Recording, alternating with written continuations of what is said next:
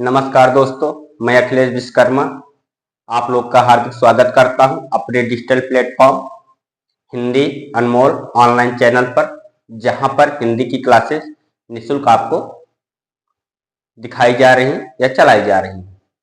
जो हिंदी की क्लासेस चल रही हैं ये TGT, PGT, LT grade, net, GRF जो आज हिंदी की प्रतियोगिता परीक्षाएं होती हैं उनके लिए बहुत ही महत्वपूर्ण है। जो विद्यार्थी हिंदी विषय से तैयारी कर रहे हैं वो इन क्लासों को देखें और अपनी तैयारी को बेहतर बनाएं।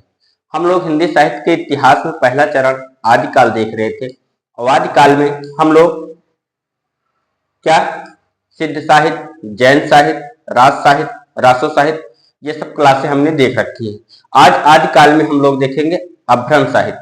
अभ्रंश साहित्य में कौन से कवि प्रमुख हैं, उनकी रचनाएं क्या हैं, ये सारी जानकारी आज हम प्राप्त करेंगे और ये क्लास संख्या होगी 23। आइए शुरू करते हैं आदिकालीन अभ्रंश साहित्य।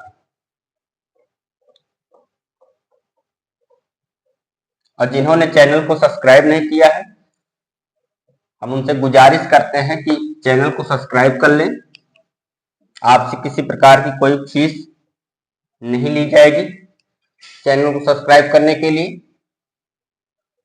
आप चैनल को सब्सक्राइब कर लीजिए। आदिकालीन अभ्रंश साहित्य, हेडिंग डाल लीजिए आदिकालीन अभ्रंश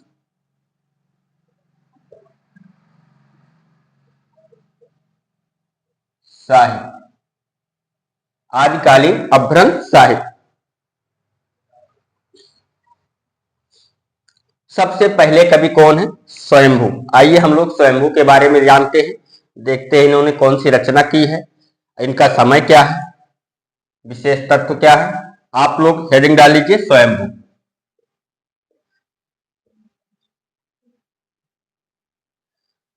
स्वयंभू अगर इनके समय की बात करें तो इनका समय 783 के आसपास था। अगर हम लोग समय की बात करें तो समय 783 के आसपास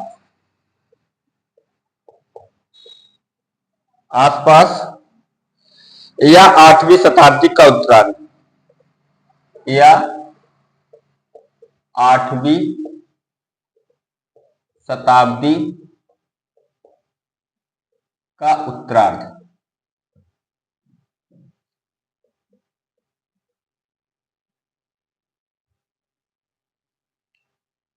अगर हम स्वयंभू के समय की बात करते हैं तो स्वयंभू का समय क्या माना जाएगा? 783 के आसपास माना जाएगा। अगर ऐसा ऑप्शन में नहीं रहता है 8वीं शताब्दी का उत्तरार्ध, मतलब 8वीं शताब्दी का प्रारंभ जब होता है।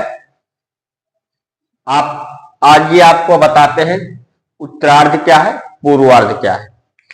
अगर जैसे हम 750 के इस तरफ चलते हैं तो ये क्या माना जाएगा? पूर्वार्ध माना जाएगा। और इस तरफ आगे बढ़ते हैं तो क्या मानते हैं? उत्तरार्ध मानते हैं। अब ये क्या है? 7वीं सदी।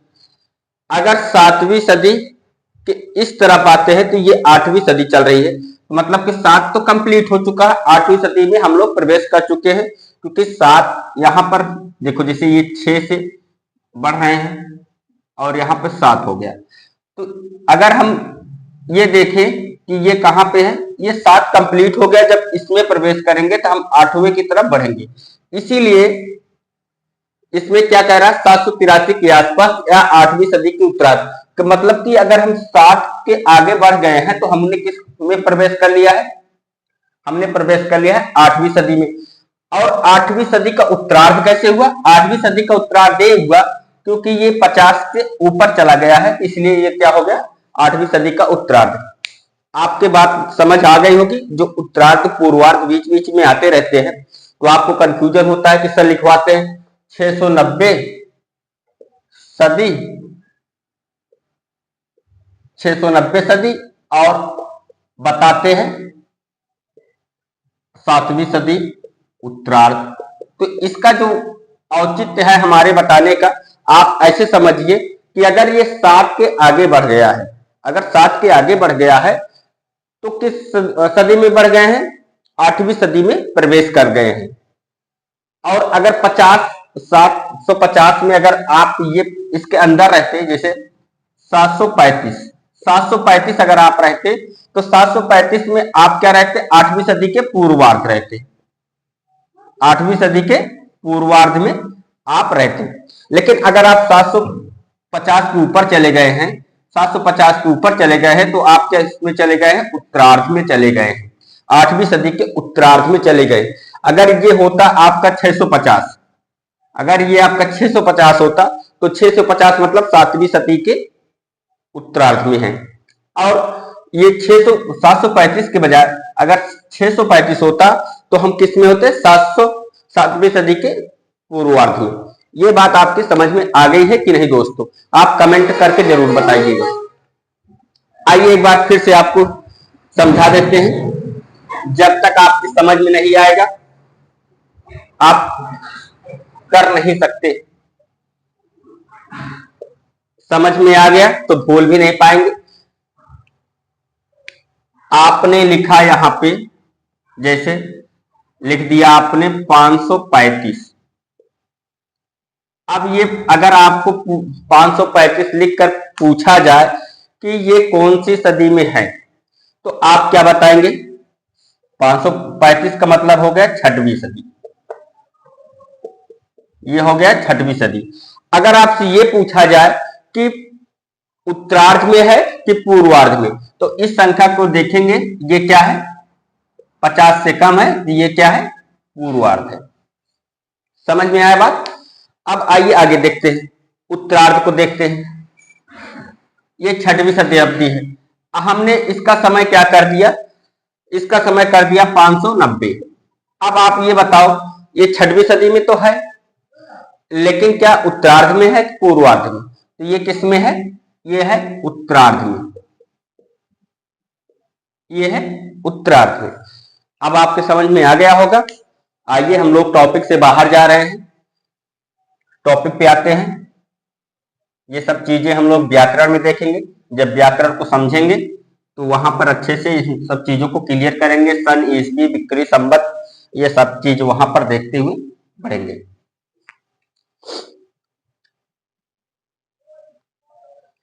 अब स्वयंभू का समय क्या है? 783 के आसपास या 8वीं शताब्दी का उत्तरार्ध।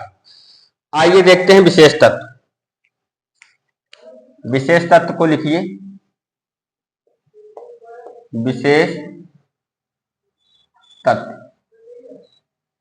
विशेष तत्व में क्या है? डॉक्टर रामकुमार वर्मा, इन्हें हिंदी का प्रथम कवि माना है।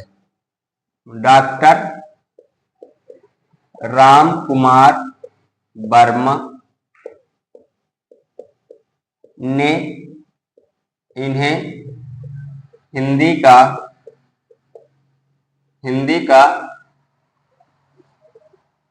प्रथम कवि माना है, प्रथम कवि माना।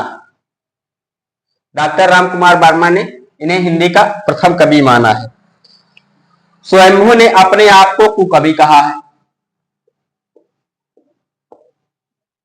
स्वयंभू ने अपने आप को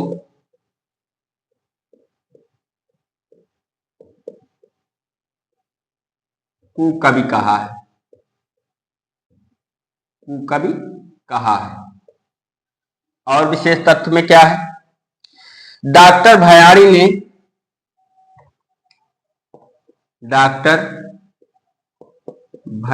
ने इनको अपभ्रंश का वाल्मीकि कहा है। इनको अपभ्रंश का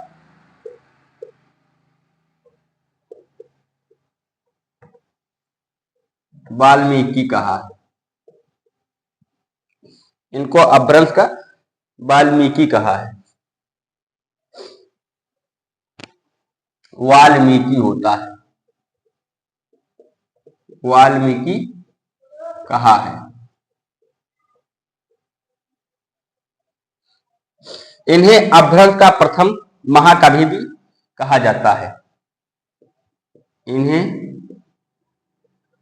अपभ्रंश का प्रथम महाकवि भी कहा जाता है,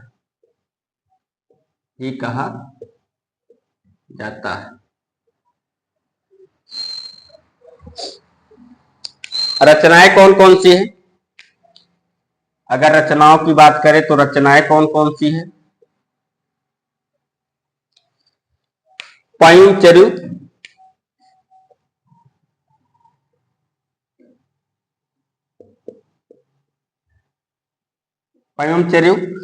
इसका संस्कृत नाम क्या है? पदमचर्य। अगर संस्कृत नाम की बात की जाए तो इसका संस्कृत नाम क्या है? पदमचरित।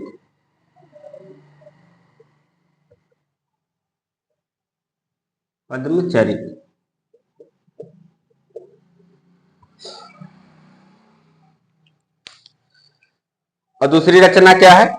अरिठ्ठेम चरित।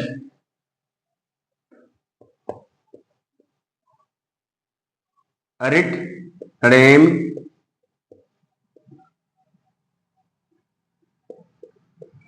चरित, इसका भी संस्कृत नाम है। संस्कृत नाम क्या है? अरिष्टनेम चरित। संस्कृत नाम की बात करें तो संस्कृत नाम क्या है? संस्कृत नाम अरिष्ट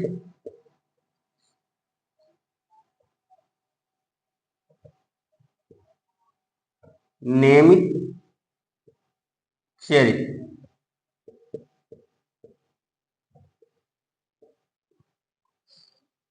और कौन सी रचना है? स्वयंभू छंद है।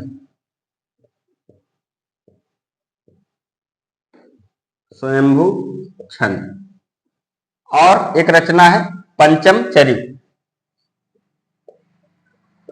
पंचम चरित।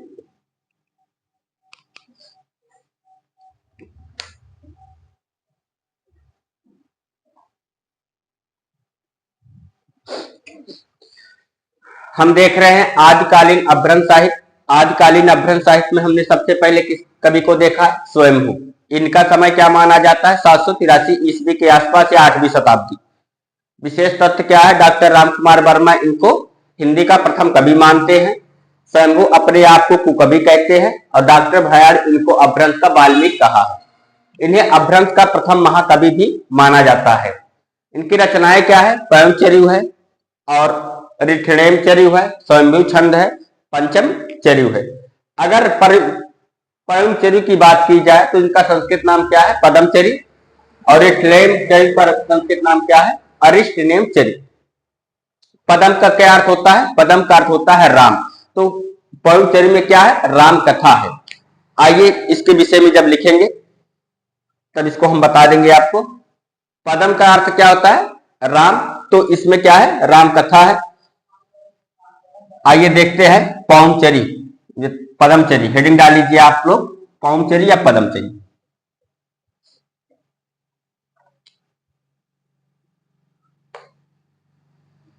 पहली रचना पौमचरी या पदमचरी।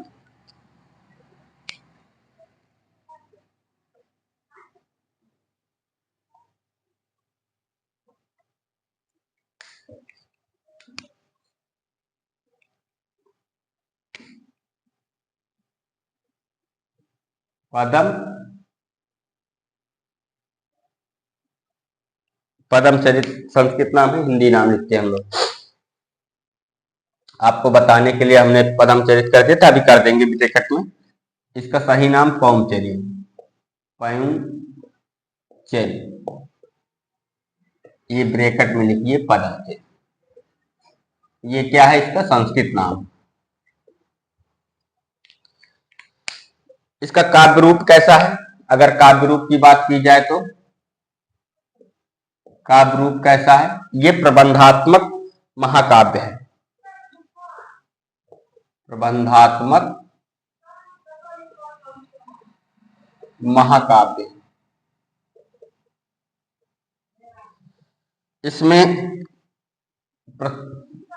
काव्य रूप, प्रबंधात्मक, महाकाव्य, इसमें 12,000 श्लोक है। कितने श्लोक है? 12,000 श्लोक है। 5 कांड हैं। 12, इसमें 12,000 श्लोक, 5 कांड, 5 कांड एवं 90 संधियां, 90 संधियां हैं। रामचरितमानस में दिए गए 7 कांड में से 5 कांड ये है।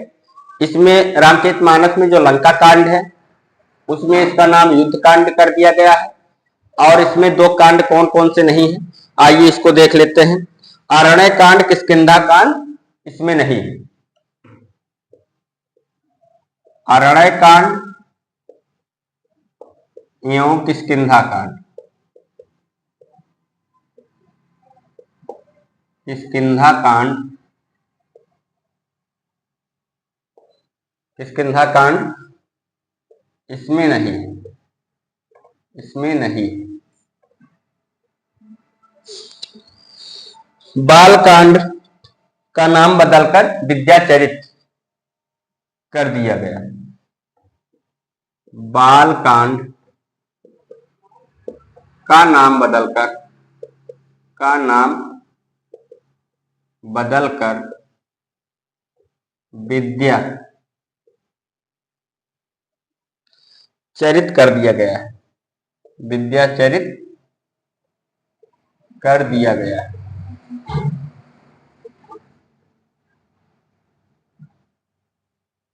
और क्या है?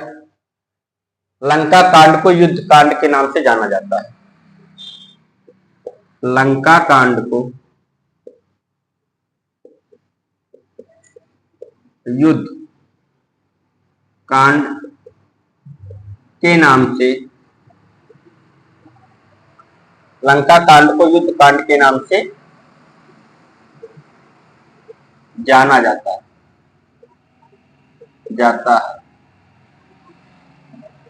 पदम का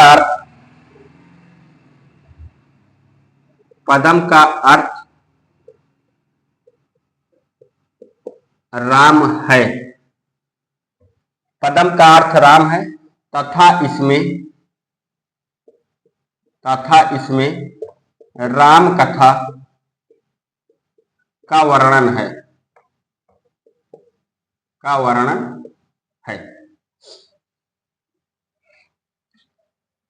इसमें 83 संधियां स्वयंभू ने स्वयं, इसमें कितना है? 90 संधियां ने, इसमें 83 संधियां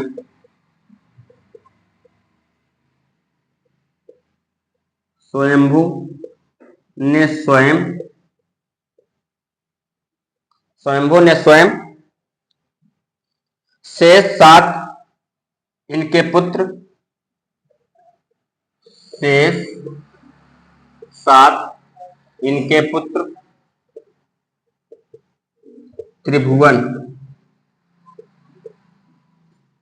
शेष 7 इनके पुत्र त्रिभुवन ने पूरी की। त्रिभुवन ने पूरी की। इस रचना में राम कथा का चित्रण है। इस रचना में राम कथा का चित्रण है। इस रचना में राम कथा का चित्रण है। डॉक्टर भयाणी ने इसे अपभ्रंश की रामायण कहा है। डॉक्टर भयाणी ने इसे अपभ्रंश का रामायण कथा कहा है। रामायण कथा कहा है।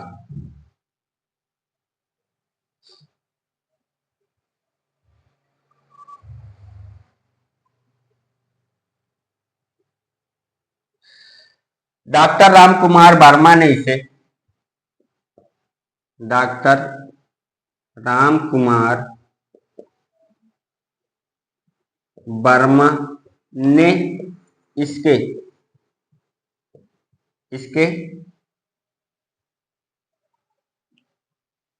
ऐसे नहीं, इस रचना के बारे में, इसके में तो आप कंफ्यूज हो गए, स्वयंभू की रचना,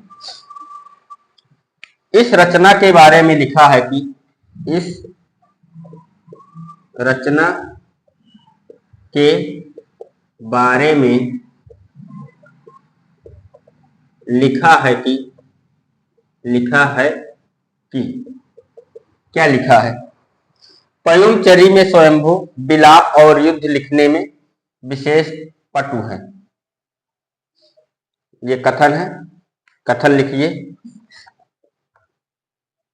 पयुमचरी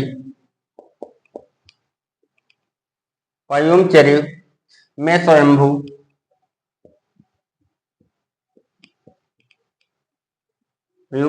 स्वयंभू विलाप और युद्ध लिखने में, विलाप और युद्ध लिखने में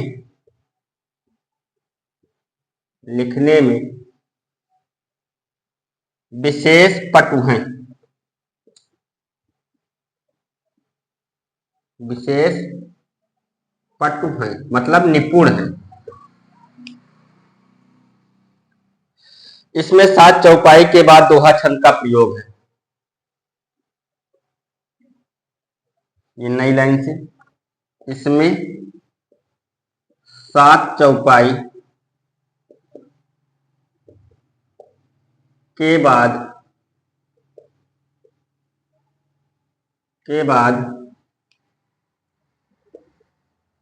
दोहा छंद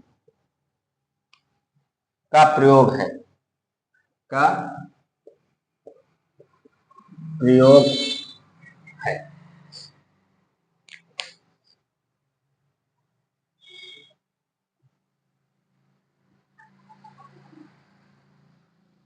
नीचे वाली लाइन नहीं दिख रही है, इसको हम एक काम करते हैं, ऊपर लिख देते हैं थोड़ा सा, नीचे वाली लाइन नहीं दिख रही है, यहां पे लिख देते हैं,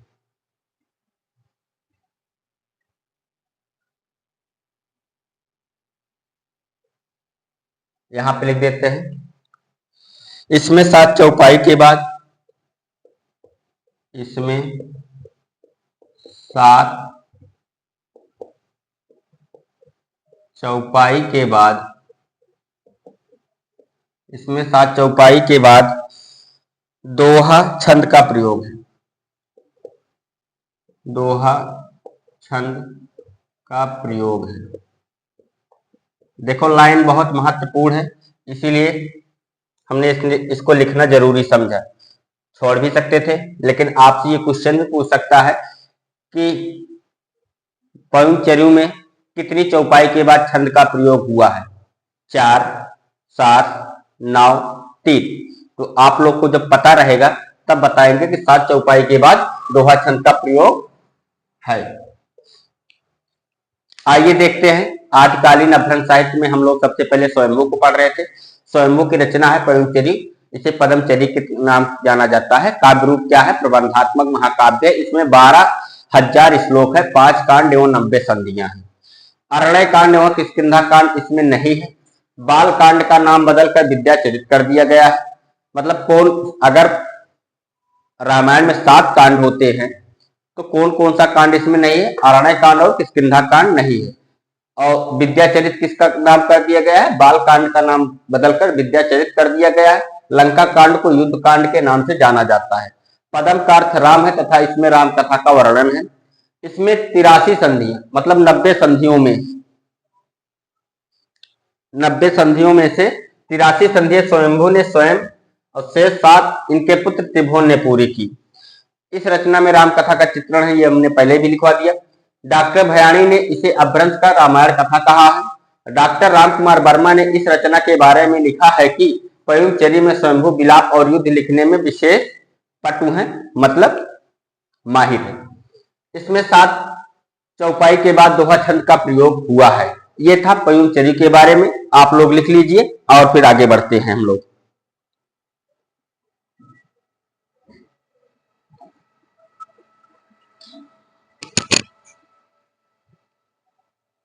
आइए बढ़ते हैं दूसरी रचना की तरफ।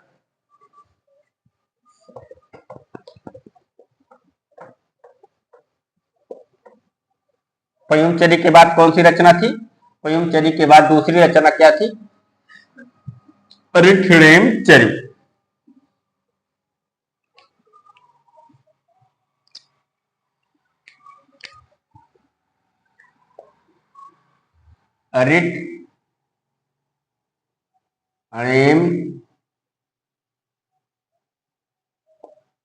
रिठिणेम चरी।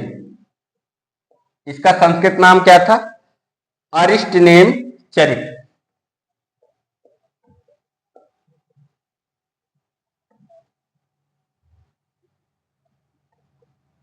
अरिष्टनेम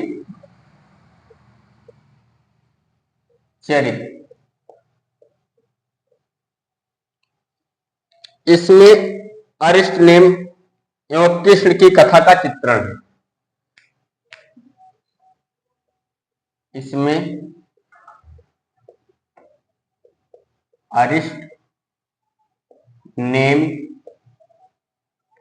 एवं कृष्ण की कथा का चित्रण है। बस इसमें यही देखना है। अगली रचना क्या है? स्वयंभू छंद। ये 2 नंबर हो गए। ये तीसरे नंबर पर स्वयंभू छंद। इस रचना में क्या है? अपभ्रंश के छंदों की विवेचना है। अपभ्रंश के छंदों की विवेचना है।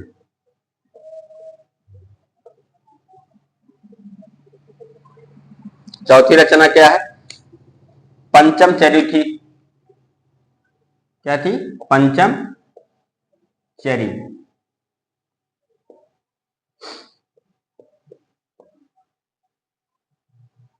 पंचम चरी। इस रचना में क्या है? इसमें नाग कुमार के चरित्र का वर्णन है। इसमें नाग कुमार के चरित्र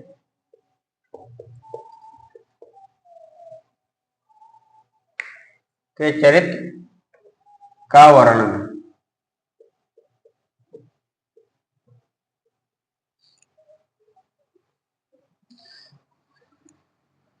एक दो बातें छूट गई है, लिख लीजिए।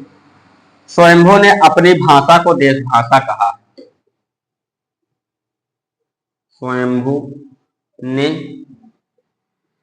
अपनी भाषा को देश भाषा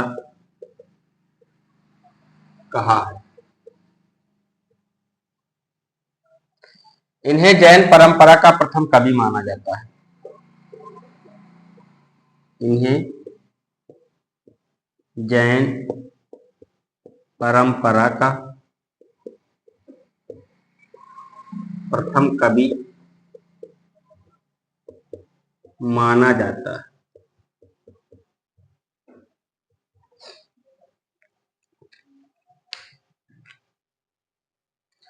हम लोग स्वयंभू को देख रहे थे। स्वयंभू बहुत ही महत्वपूर्ण कवि हैं। इनका समय अगर पूछा जाए तो 783 या 8वीं शताब्दी के पास। इनकी रचनाएं कौन कौन सी हैं? पयुमचरी है, रिठिणेम चरित है और स्वयंभू छंद है। और अगली रचना कौन थी? पंचम चरी। पयुमचरी में क्या है? राम कथा से संबंधित है और रिठिणेम चरी कृष्ण से संबंधित है। स्वयंभू छंद में अपभ्रंश के छंदों की विवेचना की गई। आप कैसे पकड़ेंगे कि इसमें अपभ्रंश छंद है, क्योंकि ये अपभ्रंशकालीन साहित्य रचना हुई है। उस समय अपभ्रंश का बोलबाला था, इसमें किसके छंदों की विवेचना हुई होगी? अपभ्रंश के छंदों की विवेचना हुई होगी। जाहिर सी बात है, हुई होगी नहीं, हुई है। पंचम चरित, इसमें नाथ कुमार के चरित्र का वर्णन है। स्वयंभू ने अपनी भाषा को देश भाषा कहा है। इन्हें जैन परंपरा का प्रथम कवि माना जाता है। आइए देखते हैं आदिकालीन अपभ्रंश साहित्य में और एक प्रमुख कवि हैं हेमचंद। आइए देखते हैं हेमचंद को।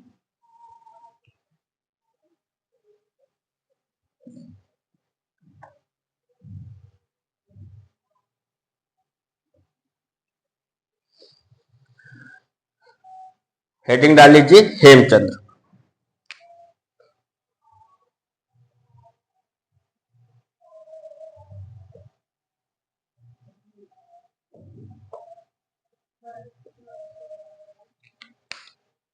समय 12वीं शताब्दी, मूल नाम चंगदेव। अगर समय की बात की जाए तो समय 12वीं शताब्दी मतलब 1100 कुछ शताब्दी, और मूल नाम चंगदेव। मूल नाम क्या है? मूल नाम चंगदेव। इन्हें अपभ्रंश का पाणिनि कहा जाता है। इन्हें अपभ्रंश का पाणिनि कहा जाता है। इन्हें अपभ्रंश का पाणिनि कहा जाता है। इन्हें सिद्धराज जयसिंह एवं इन्हें सिद्धराज जयसिंह एवं कुमारपाल का में सिद्धराज जयसिंह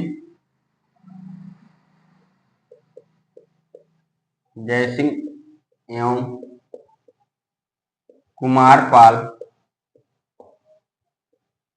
कुमारपाल का आश्रय प्राप्त था।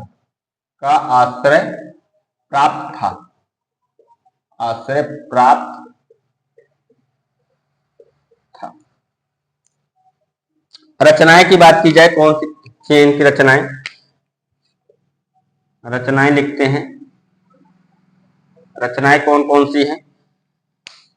तो सिद्ध हेमचंद्र शब्दानुशासन है पहली रचना। सिद्ध हेमचंद्र शब्दानुशासन।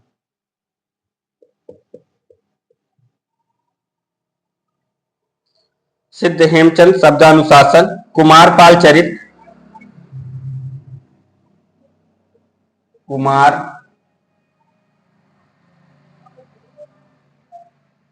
पाल चरित,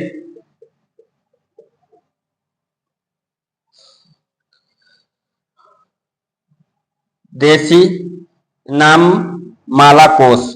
तीसरी है देसी नाम माला कोश।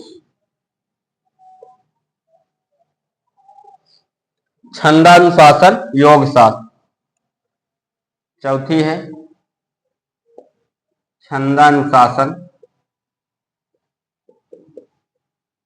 छंदानुशासन और योग शास्त्र। पांचवें नंबर पर योग शास्त्र और छठे नंबर पर प्राकृत व्याकरण।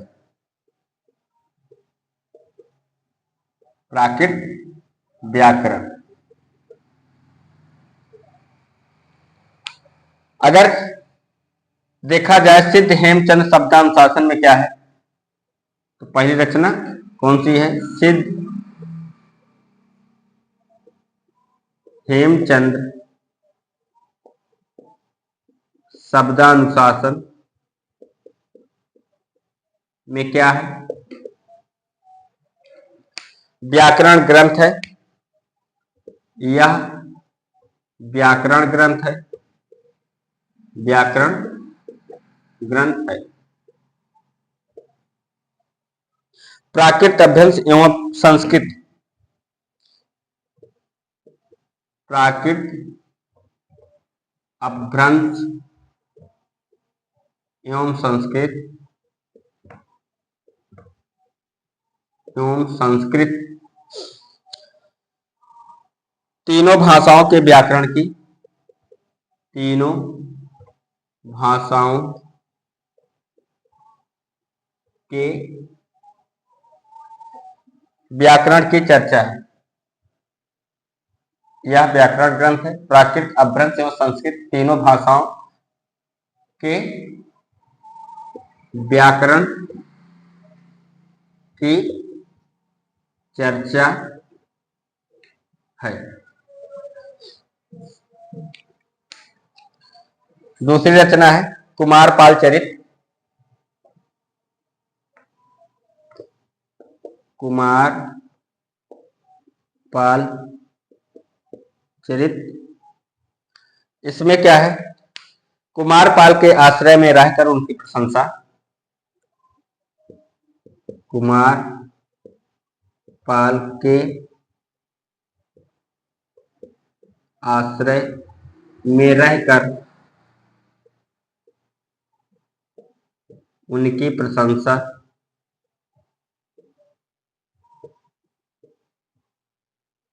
उनकी प्रशंसा में रचित प्रबंधात्मक महाकाव्य है। उनकी प्रशंसा में रचित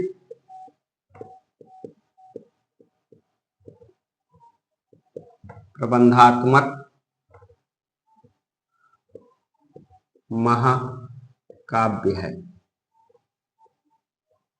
अच्छा, आप लोग ये जानते हैं ना प्रबंधात्मक महाकाव्य किसे कहते हैं, मुक्तक काव्य किसे कहते हैं, बावनी किसे कहते हैं, शतक किसे कहते हैं। कुमारपाल चरित कुमारपाल के आश्रय में रहकर उनकी प्रशंसा में रचित प्रबंधात्मक महाकाव्य है। इसमें 20 सर्ग है, इसमें 20 सर्ग है, लेकिन 20 एक ही भाषा में नहीं है, अलग अलग भाषा में। प्रथम 12 संस्कृत में, प्रथम 12 किसमें है, संस्कृत में, तथा अंतिम 8 प्राकृत भाषा में है, तथा अंतिम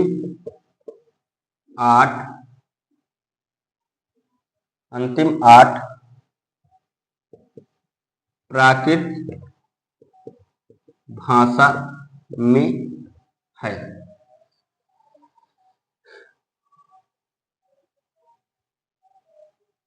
इसमें 2 भाषाओं का प्रयोग हुआ है, संस्कृत और प्राकृत, इसीलिए इसको क्या बोलते हैं, द्वाश्रय काव्य, द्वाश्रय काव्य कहा जाता है। इतना लिखवाने की जरूरत नहीं कि इसे द्वाश्रय काव्य भी कहा जाता है। 2 भाषाओं का प्रयोग हुआ है, तो आप लोग ऐसे थोड़ा सा लेक्चर के माध्यम से भी समझने का प्रयास करें। कुमारपाल के आश्रय में रहकर उनकी प्रशंसा में रचित प्रबंधात्मक महाकाव्य है। इसमें 20 सर्ग है। कुमारपाल में कितने सर्ग हैं, 20 सर्ग है। प्रथम 12 संस्कृत में है तथा अंतिम 8 प्राकृत भाषा में है, इसीलिए इसको क्या कहा जाता है, लिख देते हैं थोड़ा सा। हिंदी के बच्चे बहुत भोले भाले होते हैं। प्राकृत भाषा में है, इसलिए इसे द्वाश्रय काव्य,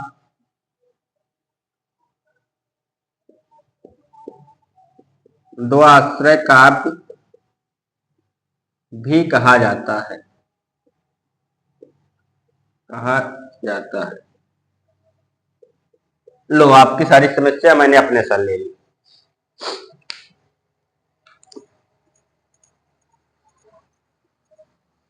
पंक्ति है, पंक्ति लिख लीजिए। अगर पंक्ति की बात करें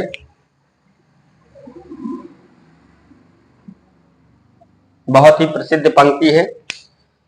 भला हुआ जो मरिया प्राणी,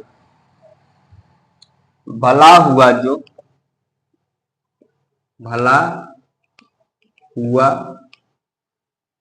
मरिया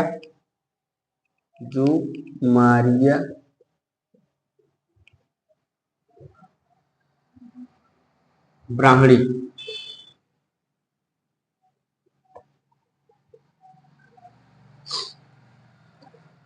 मारा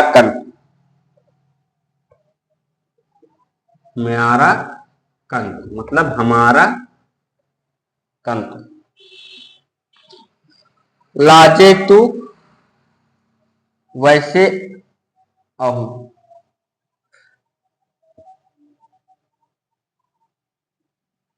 लाजे तो वैसे अहूं, जय भाग्य घर अंत, जय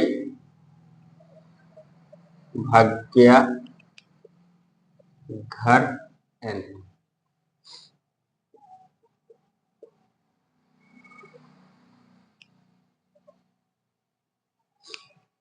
भला हुआ जो मरिया ब्राह्मणी, मारा कंत, लाजे तू वैसे अहूं, जाई भाग्या घर एंत। मतलब इसका अर्थ ये हुआ कि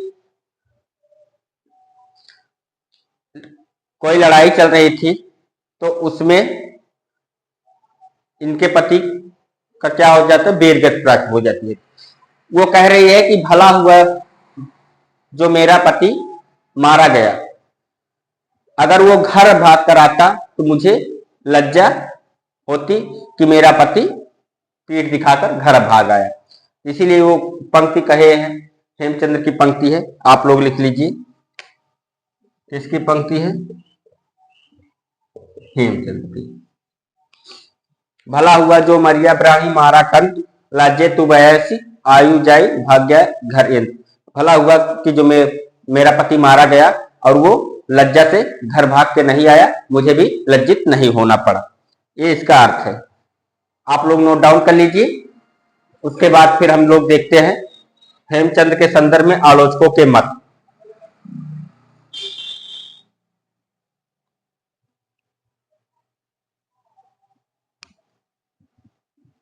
आइए देखते हैं हेमचंद्र के संदर्भ में आलोचकों के मत।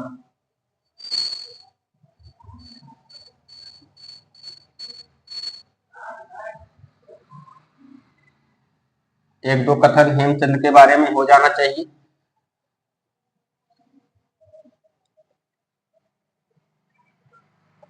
कथन से क्या होता है, कंटेंट आपका क्लियर होता है।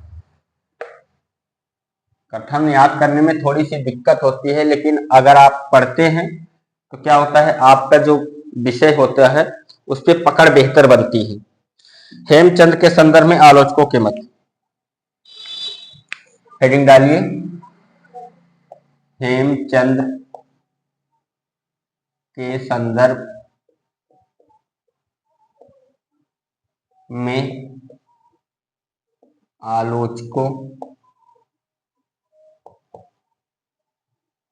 के मत।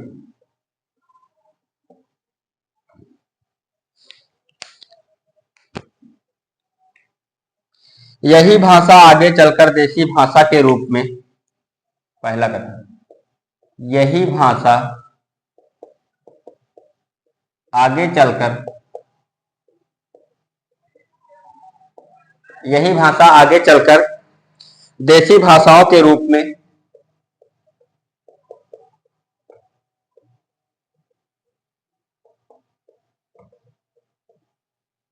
देसी भाषाओं के रूप में विकसित हुई, देसी भाषाओं के रूप में विकसित हुई।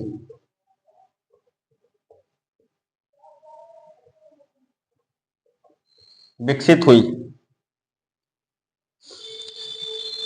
और यही हिंदी की पूर्ववर्ती, और यही हिंदी की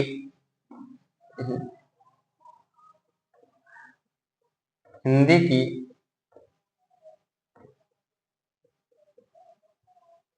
पूर्ववर्ती अपभ्रंश भाषा के नमूने उपस्थित करती है। अपभ्रंश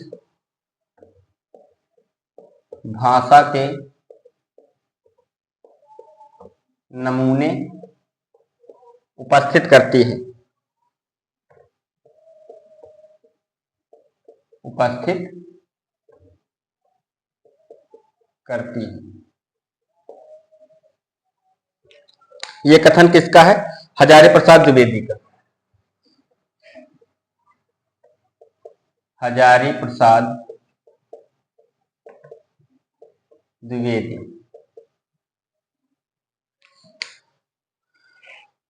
हेमचंद्र ने अपने व्याकरण के उदाहरणों के लिए हेमचंद्र ने अपने व्याकरण के उदाहरणों के लिए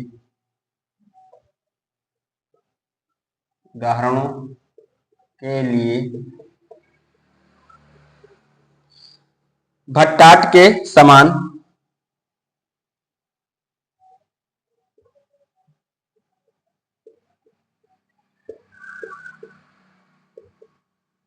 के समान एक दो आश्रय काव्य की भी भट्टाट के समान एक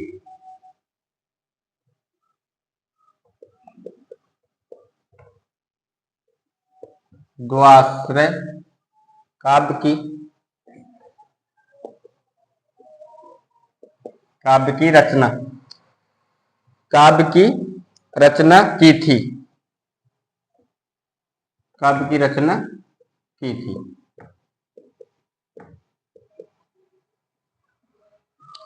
जिसके अंतर्गत एक कुमारपाल चरित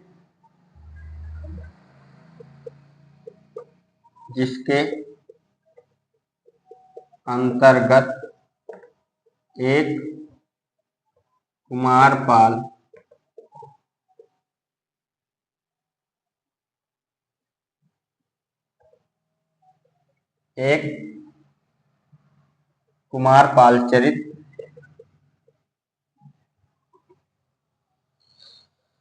शीर्षक से प्राकृत काव्य है।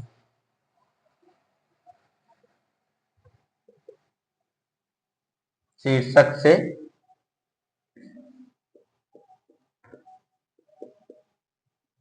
प्राकृत काव्य है। ये कथन किसका है? ये कथन है रामचंद्र शुक्ल का।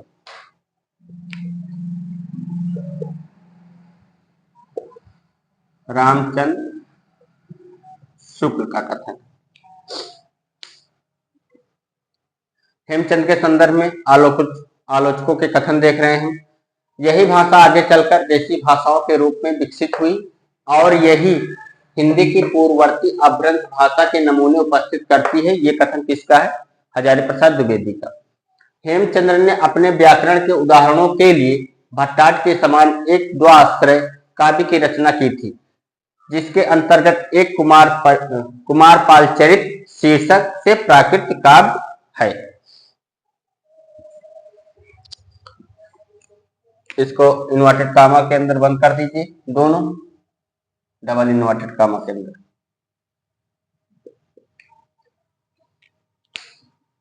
आइए, ये हो गया, हमने हेमचंद के बारे में देख लिया है।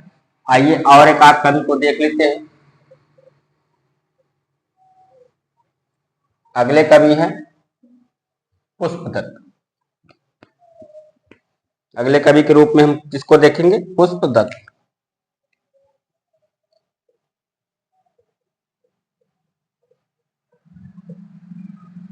पुष्पदत्त को देख रहे हैं।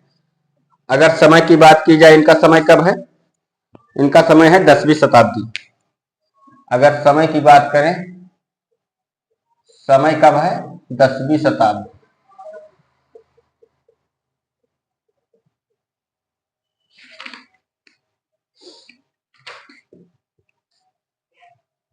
इनके बारे में देखिए, इनका उपमान अभिमान मेरु है।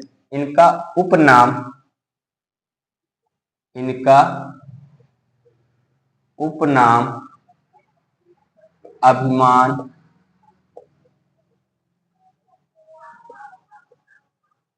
मेरू है। इनका उपनाम अभिमान मेरू है। इन्हें भाखा की जड़, इन्हें भाखा की जड़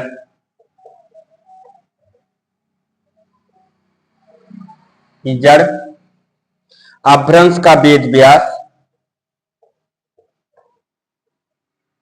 अपभ्रंश का वेद व्यास और अपभ्रंश का भवभीत और भवभूति और अपभ्रंश का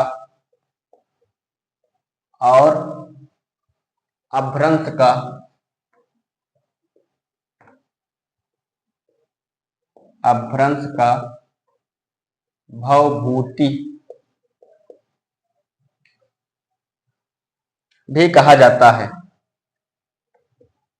भी कहा जाता है।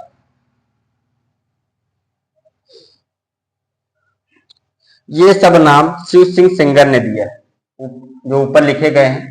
ये सब नाम शिव सिंह सेंगर ने दिया है, ये सब नाम शिव सिंह सेंगर ने दिया है।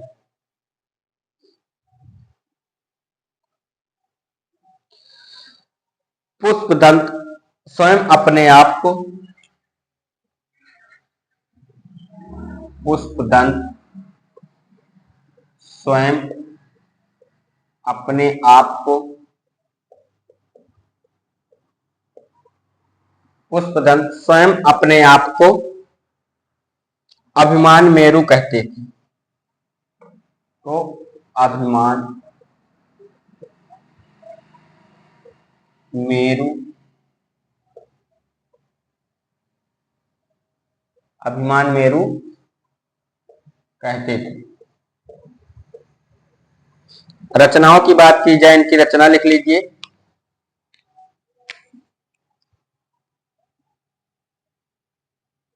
रचना कौन कौन सी है? महापुराण, महापुराण, इसको 63 महापुरुष, इसको और किस नाम से जाना जाता है? इसको 63 महापुरुष,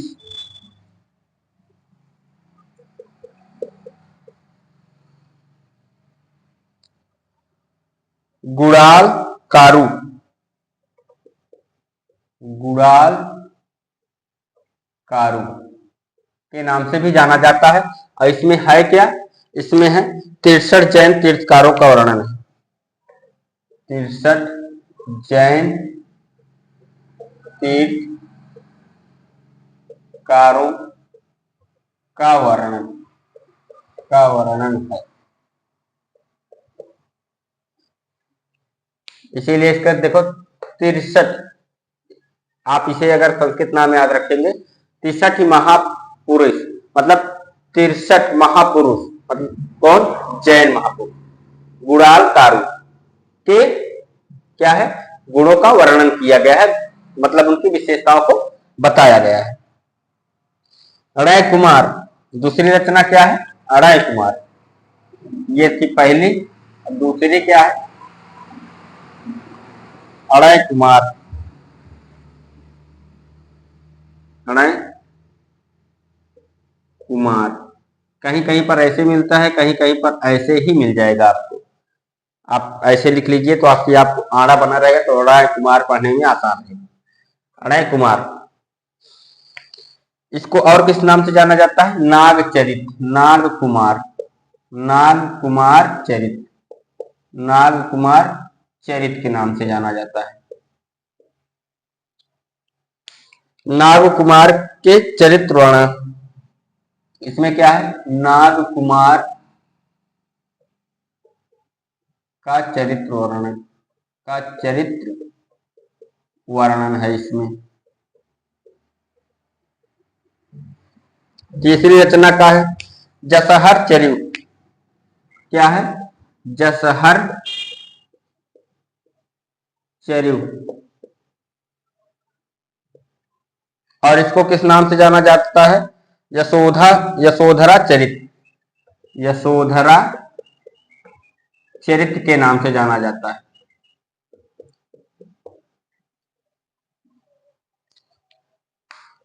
इसमें क्या है? वणिक की कथा है। क्या इसमें? वणिक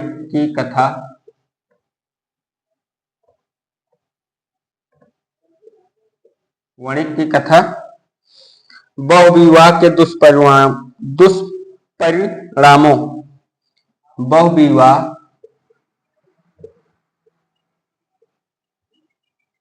के दुष्परिणामों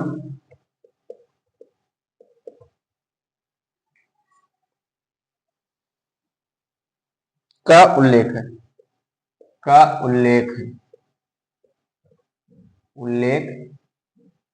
है। 4 नंबर पर कोश ग्रंथ।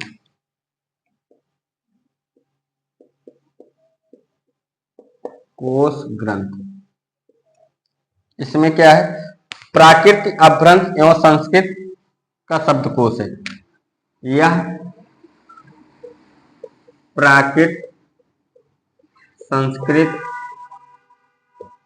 अपभ्रंश का शब्दकोश है।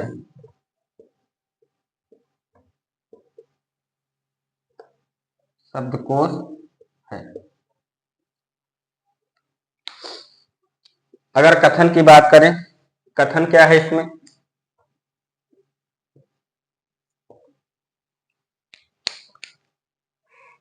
पुष्पदंत बहुत शक्ति संपन्न कवि थे।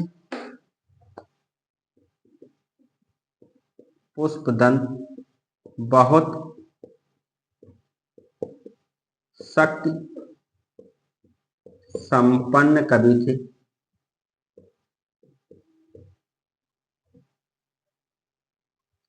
काव्य के सभी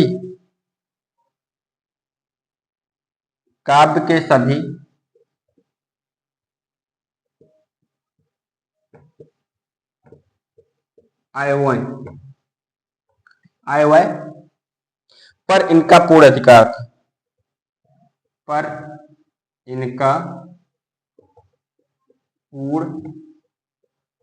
अधिकार था। ये कथन किसका है? ये कथन है आचार्य हजारी प्रसाद द्विवेदी। आचार्य हजारी प्रसाद द्विवेदी।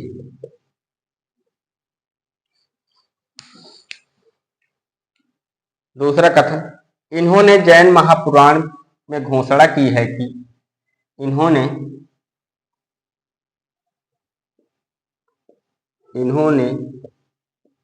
जैन महापुराण में घोषणा की है कि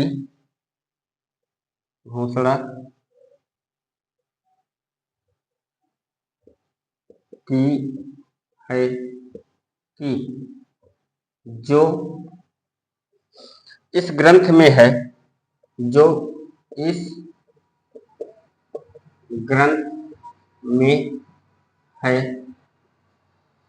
अन्यत्र भी है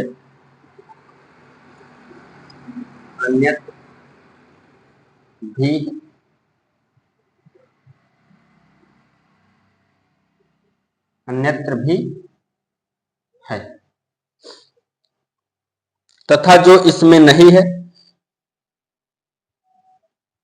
तथा जो इसमें नहीं है, तथा जो इसमें नहीं है वह कहीं नहीं है, वह कहीं नहीं है।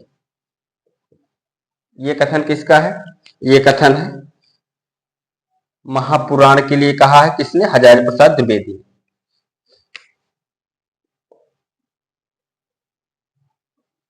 इन्होंने जैन महापुराण में घोषणा की है कि जो इस ग्रंथ में है अन्यत्र भी है तथा जो इसमें नहीं है वह कहीं नहीं है। ये कथन स्वयं पुष्पदत्त ने कहा है। किस रचना में कहा है? महापुराण के लिए कहा है। ये हजारी प्रसाद द्विवेदी का ऊपर का वाला कथन है, नीचे वाला कथन हजारी प्रसाद द्विवेदी का नहीं है। ये स्वयं किसने कहा है? पुष्पदंत ने कहा। और किस रचना में कहा है? महापुराण के लिए कहा है। इसमें आप लिख लीजिए महापुराण के लिए कहा है, के लिए कहा है।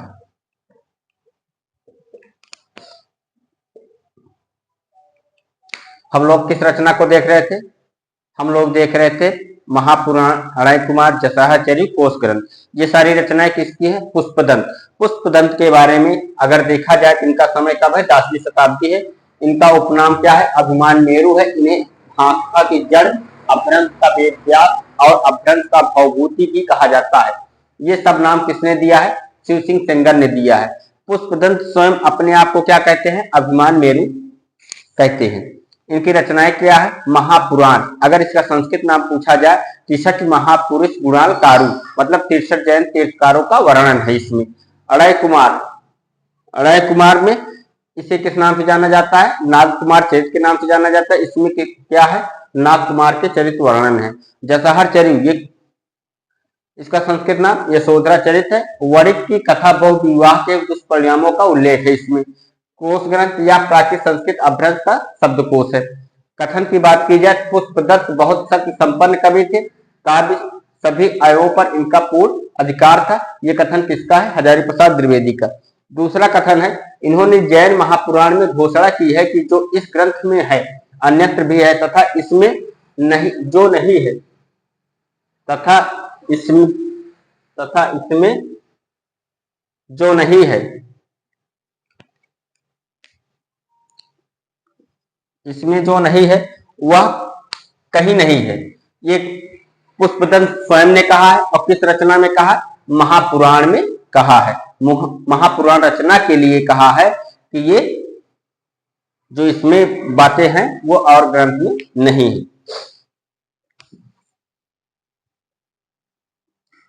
आइए अगले कवि को देखते हैं हम लोग। अगले कवि कौन है?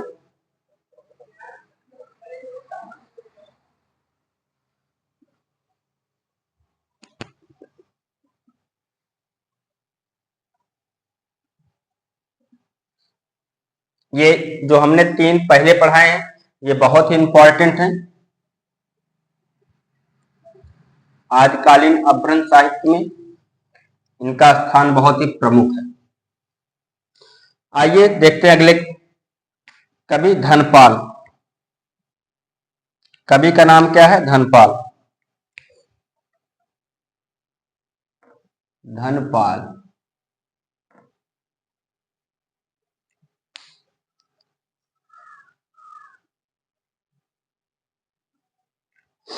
समय क्या है? 10वीं शताब्दी। 10वीं शताब्दी। और रचना का क्या नाम है? भविष्यत कहा या भविष्यत दत्त कथा। रचना अगर पूछी जाए कि रचना का क्या नाम है तो रचना है भविष्यत कहा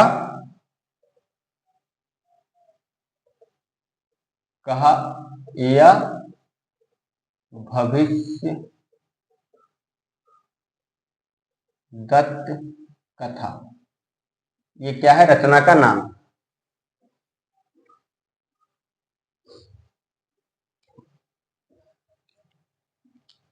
है। क्या इसमें?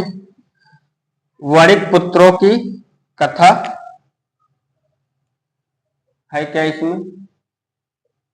वणिक पुत्रों की कथा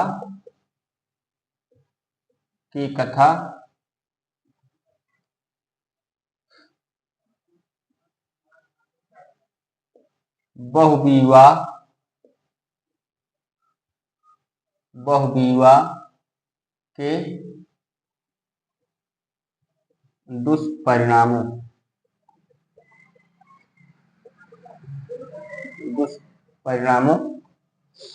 का उल्लेख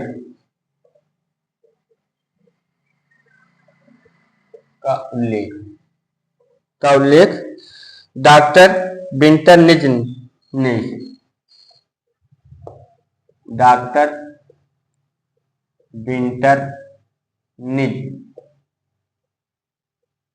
ने इसे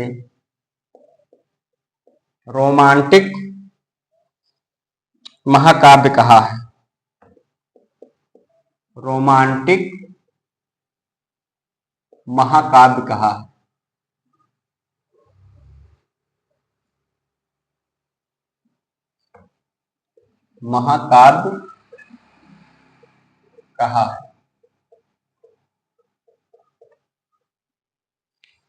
अगले रचनाकार कौन है? राम सिंह।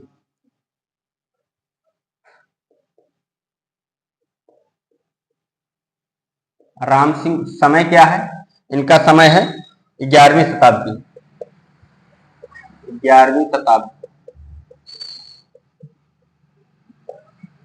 और रचना का क्या नाम है? पाहुर दोहा।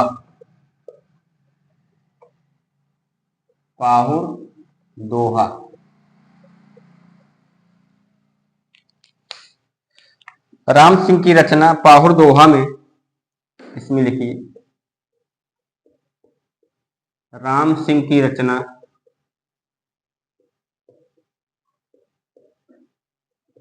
पाहुर दोहा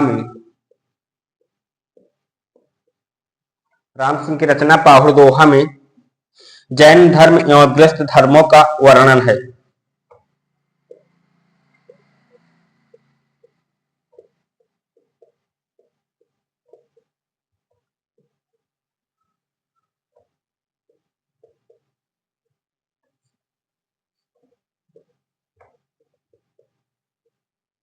राम सिंह की रचना पाहुर दोहा में जैन धर्म और गृहस्थ धर्मों का वर्णन है।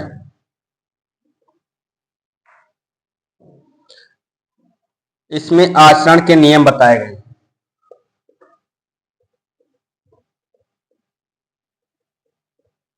आचरण के नियम बताए गए।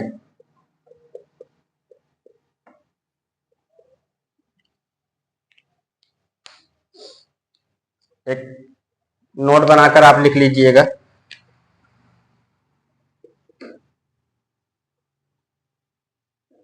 लिख लीजिए इसमें दोहा पाहुड़, ये क्या थी? पाहुड़ दोहा। तो आप क्या लिखेंगे? दोहा पाहुड़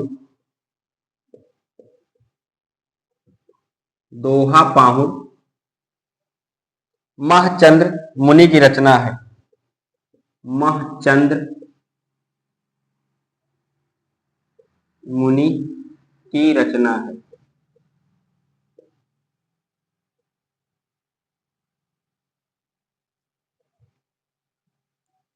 आपसे ये पूछे पाहुड़ दोहा तो किसकी है?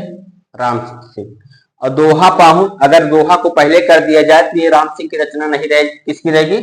महचंद्र मुनि की रचना रहेगी। अगले रचनाकार है मेरुतुंग।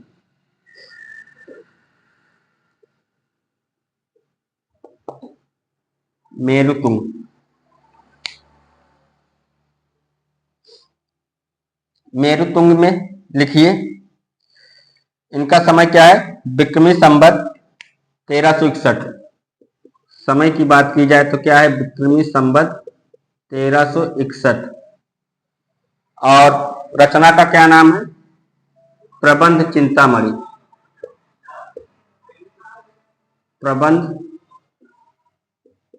चिंतामणि। प्रबंध चिंतामणि, इसमें क्या है?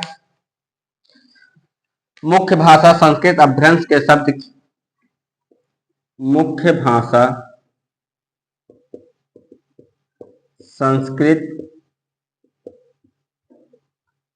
अपभ्रंश के शब्द भी पर्याप्त मात्रा में, संस्कृत अपभ्रंश के शब्द भी पर्याप्त मात्रा में है, पर्याप्त मात्रा में है। सिद्धराज जयसिंह कुमारपाल, सिद्धराज जयसिंह कुमारपाल,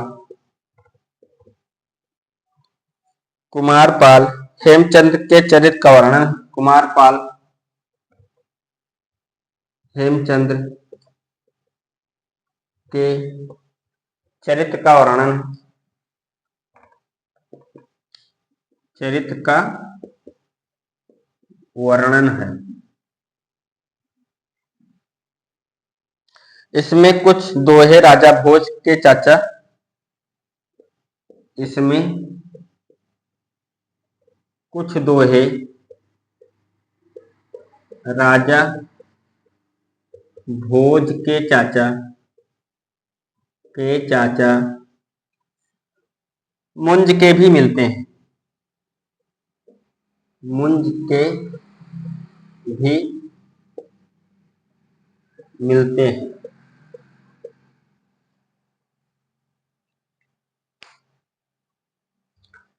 हम देख रहे थे अपभ्रंश काल साहित्य में धनपाल को 10वीं शताब्दी का समय है। रचना क्या है? भविष्यत कहा या भविष्यत कथा। इसमें क्या है? वर्णित पुत्रों की कथा है, बहुविवाह के दुष्परिणामों का उल्लेख है। डॉक्टर विंटन ने इसे रोमांटिक महाकाव्य कहा है। अगले कवि हैं राम सिंह, इनका समय क्या है? 11वीं शताब्दी, और रचना का क्या नाम है? पाहुड़ दोहा। राम सिंह की रचना पाहुड़ दोहा में जैन धर्म और गृहस्थ धर्मों का वर्णन है। इसमें आचरण के नियम बताए गए हैं।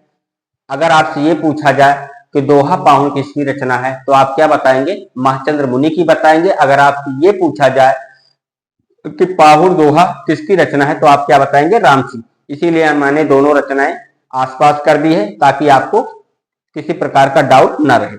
मेरू सिंह अगले कवि हैं, इनका समय क्या है? 1361, और रचना का क्या नाम है? प्रबंध चिंतामणि। मुख्य भाषा संस्कृत अपभ्रंश के शब्द भी पर्याप्त मात्रा में। सिद्धराज जयसिंह कुमारपाल हेमचंद के चरित्र का वर्णन है। इसमें कुछ दोहे राजा भोज के चाचा मुंज के भी मिलते हैं।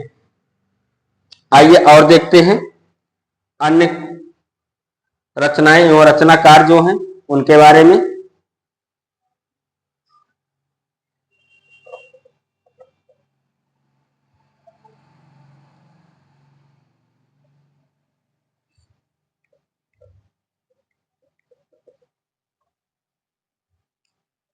हेडिंग डाल लीजिए, आदिकाल की अन्य रचनाएं एवं रचनाकार।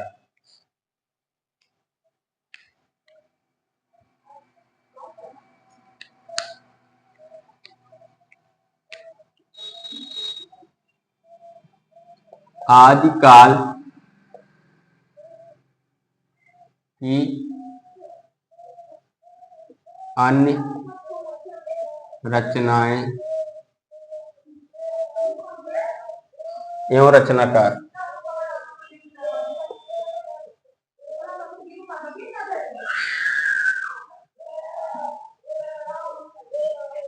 एक तरफ लिख लीजिए रचना और दूसरी तरफ लिख लीजिए रचनाकार। एक तरफ क्या लिखते हैं? रचना, दूसरी तरफ क्या लिखेंगे? रचनाकार। आइए शुरू करते हैं। बहुत दूर कर दिए हैं लगता है, और पास में लिख लेते हैं इसको। रचनाकार।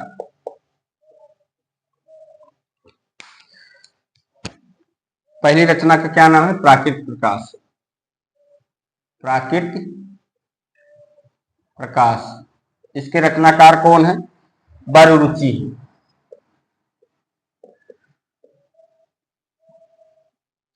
पृथ्वीराज विजय ये किसकी है? पृथ्वीराज विजय ये किसकी है? ये है जयानक की रचना।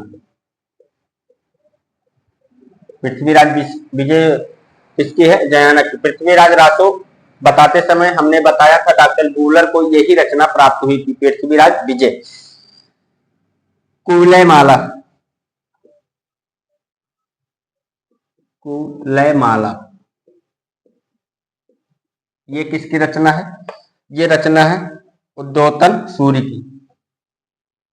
उद्योतन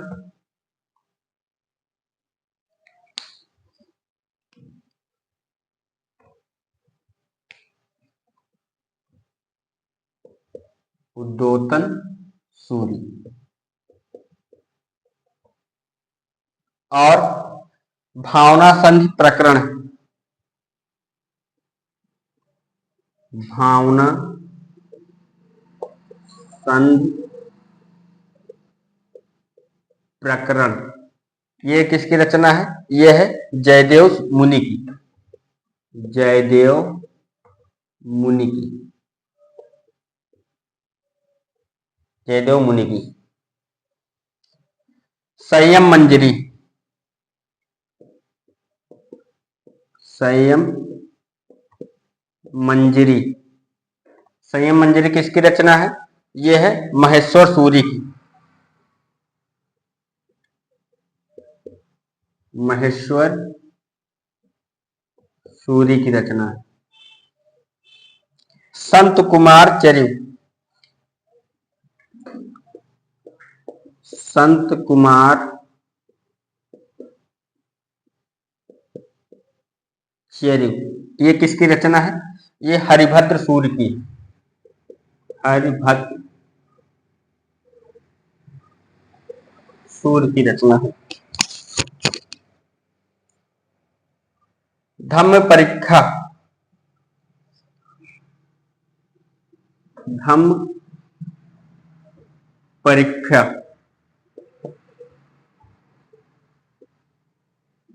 और इसको और किस नाम से जानते हैं? धर्म परीक्षा। धर्म परीक्षा ये किसकी रचना है? ये हरिशेण सूरि की। हरिशेण सूरि की रचना है। थोड़ा थोड़ा देखो, इसमें भद्र है, इसमें क्या है? सेण है।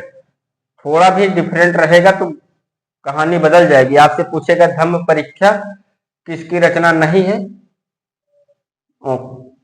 किससे मेल नहीं कर रहा है, तो आपको हरिशेण के बजाय हरिभद्र दे देगा, तो आप थोड़ा सा भी कंफ्यूज हुए तो मिला नहीं सक पाएंगे, क्योंकि हरिशेण और हरिभद्र की कौन सी है? संत कुमार चरिव। और हरिशेण की कौन सी है? धर्म परीक्षा या धर्म परीक्षा। इसको ध्यान रखिएगा बच्चों। वैराग्य सार सुप्रभाचार्य, वैराग्य सार सुप्रभाचार्य,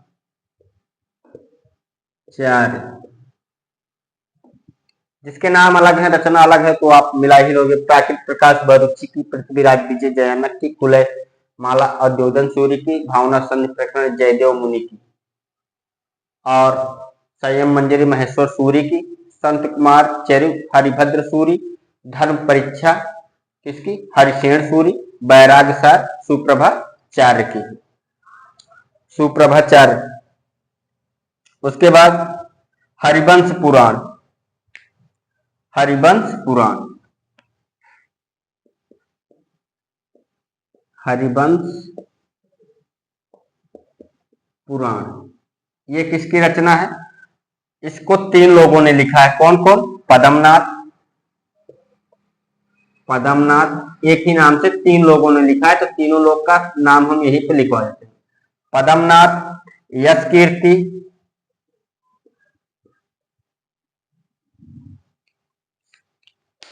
पद्मनाथ, यश कीर्ति और श्रुत कीर्ति।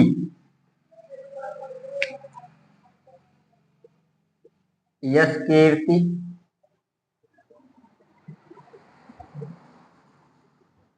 श्रुति कीर्ति, इसको 3 लोगों ने लिखा है। जम्बू स्वामी चरित, आइए यहां पर लिखते हैं हम लोग अब।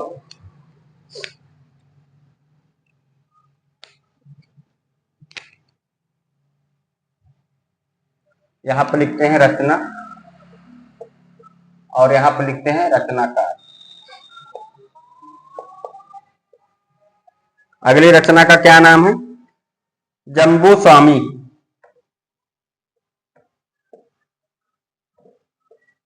जम्बू स्वामी, स्वामी का मतलब स्वामी।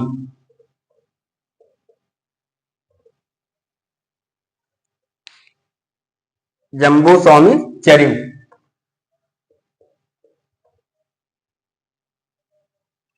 और इसके रचनाकार हैं वीर कवि। जम्बू स्वामी चरित के रचनाकार कौन है? वीर कवि।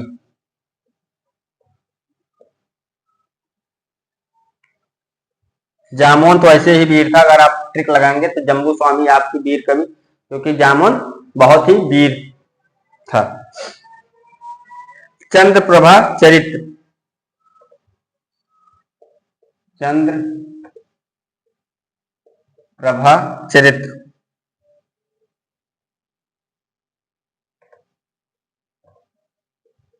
चंद्र प्रभा चरित्र, यह किसकी रचना है? यह है यश कीर्ति की। यश कीर्ति की। पांडव पुराण। पांडव पुराण ये किसकी है? ये भी यश कीर्ति की है।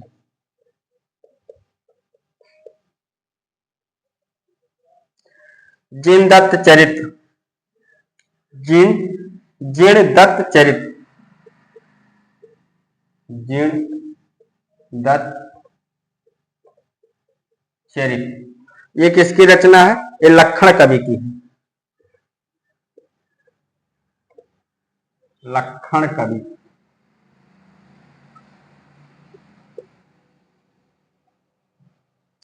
पद्म पुराण। पद्म पुराण, और इसको और किस नाम से जाना जाता है? बलभद्र पुराण। बलभद्र, अगर आपसे पूछेगा तो बलभद्र पुराण के नाम से ही पूछेगा आपसे, पद्म पुराण के नाम से नहीं पूछेगा। बलभद्र पुराण। अब पूछ भी सकता है, हमने आपको पहले भी बता दिया है कि किसी भी को आप महत्वपूर्ण मत समझिए और किसी को भी आप गड़बड़ मत समझिए, क्योंकि परीक्षा में जो आ गया वो महत्वपूर्ण है, जो नहीं आया वो महत्वपूर्ण नहीं है। ये किसकी है? रैगू की।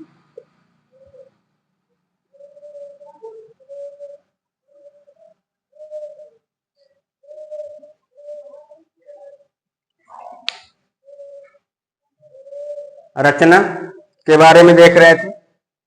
प्राकृत प्रकाश किसकी है? बरुरुचि की। पृथ्वीराज विजय किसकी है? जयानक की।